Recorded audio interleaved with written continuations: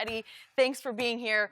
What do you expect? Good morning. What are you looking for? What do you expect from LeBron? Well, this is the fifth time that a team has held him under his average of 27. So anything under 27, this man has bounced back with a 46, 45, 43, and a 42. So I was averaging 44 points, 9.5 rebounds, 9.5 assists on 64% shooting. So I'm expecting nothing less but a 40 ball out there from me. Really? 40 ball. I mean, for them to win, he's going to have to put that up. He's going to have to find some energy somewhere, be hyperbaric chamber, a lot of water, hydration. IVs. If needed, whatever it takes to get back there. But I'm expecting nothing short but a fantastic performance by LeBron. Now, what am I going to get from the Love man, Kevin Love? Is he going to show us any love or show his teammates some love by giving him some extra help? Or LeBron doesn't have Is Kyle Korver going to show up? I don't know. I mean, you seen Jordan Clarkson had 2 wide open shots. If he knocks those down, we might be talking a different story right now. But guys got to do their job. I think LeBron's going to come out and put the team on his back. It's just how many of those guys is he going to be able to carry? You know, it's too bad this guy isn't helping LeBron tonight.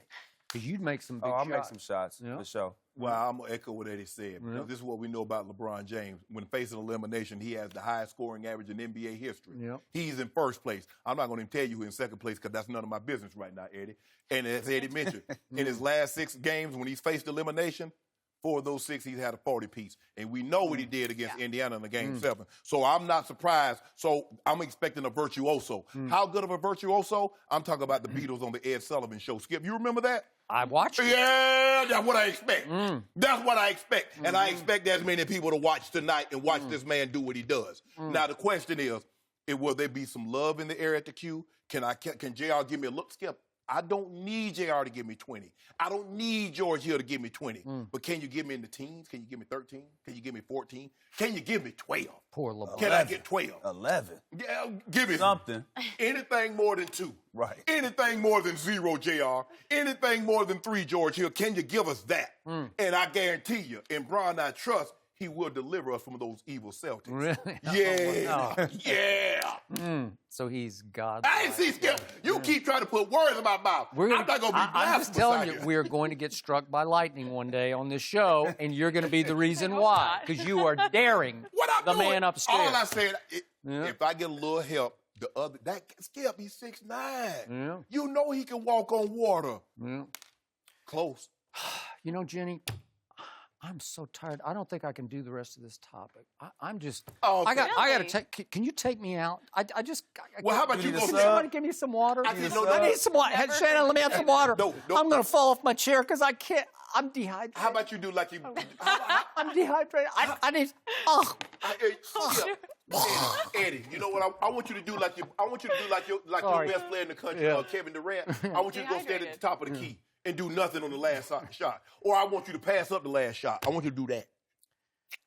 I just hope that LeBron James has been power sleeping in his hyperbaric chamber because he's going to need all of it tonight.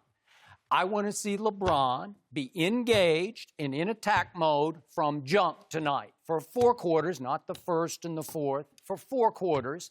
And I want to see him set the tone on defense as well as offense. And if he does, as we saw him do in 3 and 4, especially 3, they will win by 25 tonight because they have won by an average of 20 in the 2 previous home games against these poor little Celtics with no Kyrie and no Gordon Hayward. You know and I know this should be over by now, and it's not. They are facing Game 7 at Boston, which brings me to these poor little Celtics. Yeah, they got talent, but they got a first-year talent and a second-year talent and a third-year talent in the starting lineup.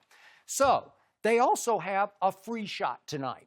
They got no pressure on them whatsoever. All the pressure tonight is on your guy, on the king in his palace. Am I right about that? Yeah, I think he always has pressure. Okay, he does. Regardless. And it's not like he hasn't felt this before. So I give you that. But these Celtics are in a real sweet spot tonight because you think they're going to come out free swinging, right? Of course. Because you can shoot it with conviction or abandon or whatever you want to call it. You can just free shoot it, right? No, you don't want to give him a chance in Game 7. You better go in there and don't be no free spirit and just this is one and no mulligans. No mulligans. We ain't gonna you ain't gonna get that one back. Okay, but remember, they are 10-0 in their house. And they must feel pretty good about themselves against this Cavaliers team. Maybe not against the King, but the supporting cast is not supported on the road, right? Okay, so don't you think they feel pretty good about themselves? They do. They feel real good. They should feel good. I agree. But create a monster over there. That man is a different animal in a Game 7. When all the marbles, when you push everything to the center and you dealt the cards, that's a whole different ball game, Skip Bayless, because I know what they've done, but Milwaukee Bucks go in Game 7, that's one thing.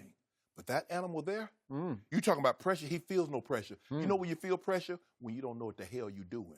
He's well knowledgeable of what's going on, and he will handle himself well. My friend Eddie House sat there firsthand, in part on the bench, but sometimes on the floor.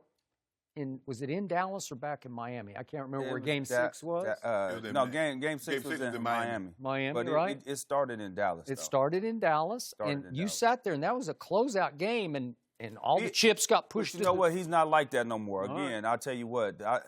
There's no pressure on him. He's been feeling this pressure since he came into the league. Since he was probably a junior in high school, he's been feeling the pressure as being the chosen one and the next guy to carry the torch. So. But I'm going to remind you, there was another series. I know it's way back when against these Boston Celtics, his last go-round in Cleveland, and the owner accused LeBron James of quitting in the closeout game 6 against the Celtics. That's back in 2010. That was a while back. That's a while back. All those are a while back. Yeah, I think the pressure though. Let's just erase those. No, you can't erase them. It's there, but he's not played like that since. Yeah. But the pressure is on all the other guys on the team. Then there was another closeout game in 2014 against my Spurs at Boston's not feeling San Antonio, any pressure, and boy, LeBron just they have nothing to lose. Yeah, no, nothing. Where and was on he top of that, they're babies. Boston are babies, so they don't know any better. They going in. What's happening? They're creating a monster though. Jason Tatum, I said here last year, said he'll be a prolific scorer. Yeah. And you was like prolific. I was like, he's gonna be a prolific scorer. Okay. They're creating a monster with him. First year, 20 years old, rookie. You expect him to rise and shine tonight? Is he gonna take the game over? I don't know. The game will be taken over by one guy. He happens to be 33 years of age. Where you from? He's from Akron, Ohio. He's 6'9". Are you sure he's? I want to know for sure. Do you know the birth certificate? Are you sure he's not 43?